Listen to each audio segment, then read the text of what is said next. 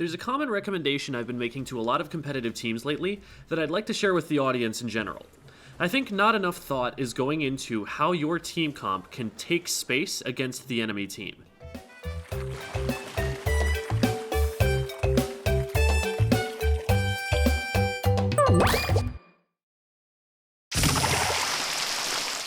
I've gone on record saying that in a wide open map with no cover, elevation change, or anything, where everyone can just see everybody across open ground, E-Leader would be almost the only viable weapon. It just hits any other weapon before it can get close. But take maps as they currently are, and 4 E-Leaders is a terrible idea. Why? To understand that, we need to talk about what an anchor does and compare it to what frontline weapons do, namely weapons that are going to try and slay or skirmish more often than not.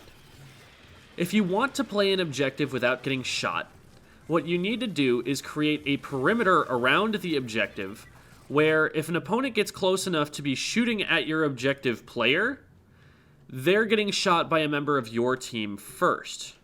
If you just draw these sorts of arcs out in front of every active player, you can start to see that they do a pretty good job of showing other things, like which team is likely to have ink in that area, and who's likely to win a fight, and who's overcommitting into the enemy team. An E-Leader has a really big circle around them. And if they have time to charge a shot, they control the area within that circle better than almost any other weapon. So E-Leader must be overpowered, right? Well, it is really strong, but to compensate, the game designers have done 2 things. They've made it so the weapon can't just pull the trigger and fire an insanely long-range no counterplay one-shot. It needs to spend a considerable amount of time charging first. The second thing is that maps give cover, so you're not actually in its sight line all the time, even when you'd otherwise be in range.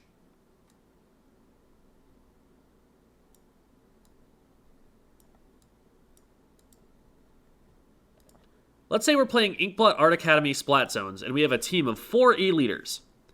The team sets up, and they're kind of difficult to move around against, and they get a couple of picks early on, and so now they're trying to move up to control the tower. Since their goal is to ride the tower, if they adhere to the principles I've laid out about how to keep the objective player safe, they need to keep their circle in front of the tower to be able to protect it so that players don't get shot off it. This causes a problem, because from this position, the E-Leader can't see anything that's on the other side of this stack. So it needs to move someplace else to where it can see that. This position on top of left stack would be wonderful, because then it can see up over the top of cover and really have strong control over just about anywhere that the tower is going to be able to get approached from. But if they go from this position to this position, they have to move through this area with multiple blind corners. An E-Leader that has time to charge can one-shot you from whatever range. But an E-Leader that's committed to moving forward instead of charging the weapon, he doesn't have time to get a lethal amount of charge before a weapon that's already in range can deal lethal damage itself. It's faster to fire tap shots, but that's still going to lose to a variety of different rollers, brushes, blasters, shooters, splatonas, dualies, sloshers. You get the idea. As soon as almost any other weapon gets too close to an E-Leader, the E-Leader loses unless it mechanically outplays. Even if you've got 2 players down on the enemy team, how do you know that that enemy splat roller isn't sharking just the other side of this corner, waiting for you to be committed to scaling the wall to press CR and get a primal shot of dopamine less than half a second later and proceeding to flank the rest of your team in a similar way while you frantically ouchping? There are just so many weapons that move through this area safely that can both paint to check corners and scramble and fight if someone ends up spotting them there instead of having to just drop a mine in the ground and run away with their tail between their legs. So we arrive at this compromise. If you're going to run an E-Leader, you run it with a weapon that can move efficiently and take fights in close quarters effectively, so that it can push up in front of the E-Leader, and then, once the E-Leader knows that the way in front of them is safe, they can feel comfortable moving up and taking a position where they can make the best use of their weapon to guard the tower push. The E-Leader controls its arc, the area out in front of it, about as well as anything else in the game. But it needs other weapons to push its arc forward for it. In short, frontline weapons push the team's zone of control further ahead, and then anchors lock that zone in and keep it safe from encroachment by the enemy team. This is where the term anchor comes from. You can push a frontliner back by bullying it with range or sub-weapons, but if you can't reach that E-Leader, you can't move the entire enemy team back yet. What I've noticed on a lot of teams is that they build comps that do really well at locking their zones in and protecting themselves from encroachment, but they have no plan for pushing the enemy team back. That's not even necessarily to say that they aren't running any weapons that could do it. After all, most teams are running at least a Splash-O-Matic, usually 2 if they're paying attention to the metagame carefully. But a Splash-O-Matic is strong in part because of its flexibility. It can frontline and push up and do exactly what its anchor needs it to do, but people forget that when a Splash pops Crab Tank, it turns into an Explo Hydra Baller that wants to stand pretty still and control open sightlines, which is exactly what an anchor also wants to do. It doesn't come with some of the typical drawbacks of an anchor. It doesn't really have to charge, given that it can combo just a couple rapid-fire shots with a burst shot to combo and splat someone, and its armor and ball form let it hold its ground even in a lot of close-range situations. But one thing it still can't do is move forward quickly. It's a crab. It's faster sideways. You have to set a crab up in a powerful position to have the most impact, and a lot of teams simply don't have plans for how to do that. Popping crab, like using an E-Leader, isn't just an instant win button unless you're standing in the right kind of spot. And if your team doesn't control that spot you want right now, how are you going to get it?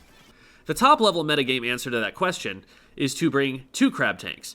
Pop 1 crab in the easiest accessible location to give cover fire to a teammate who's going to push into the spot where you want the second crab, which is the one that should actually be high impact as the opponents threw everything they had at the first crab and the teammates pushing with it. Maybe you only run a single Splash-O-Matic though, in which case, what other weapons or specials are you going to use to create space so that that first crab that you pop has the second crab kind of impact? If your only answer to that question is, well, we have a battle junior who likes to flank sometimes, that's probably not going to cut it, because the first 52 gal comp you run into is going to hit that junior from twice its range behind a splash wall, and now it's basically fighting a comp full of anchors until the crab tank ends. FLC calls a weapon comp fragile if losing a single member of the team causes that team to be unable to pursue its priorities effectively. For example, losing 1 splash in a comp with 3 Splash-O-Matics isn't a huge deal, even if it does mean 1 crab tank fewer. But losing a splash on a team with 3 E-Leaders, now nothing is able to move forward anymore. That comp is immediately stalled out. What's more, frontline weapons are the ones that are most likely to go down. They are pushing up after all. It's why so many such weapons are just running quick respawn right now, because the maps have so many choke points that a lot of pushing weapons just have to content themselves with throwing themselves into the meat grinder sometimes in the off chance that they make it through and create space through sheer force of will.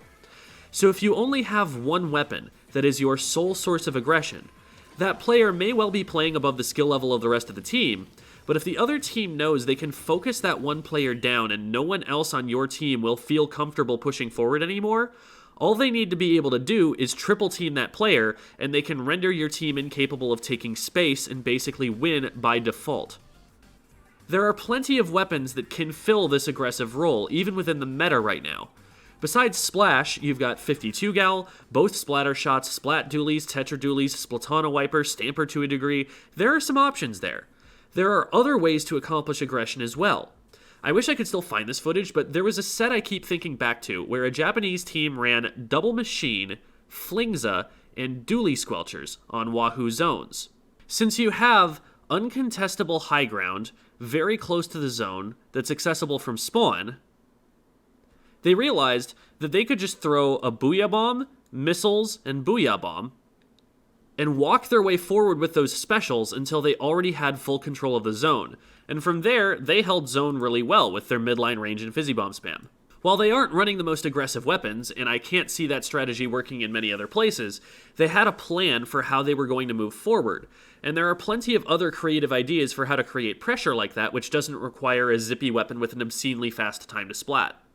But you need to be thinking about it, coming up with plans for it, and at the level of a lot of teams I coach, right now, the special coordination just isn't going to allow them to execute set plays like that yet.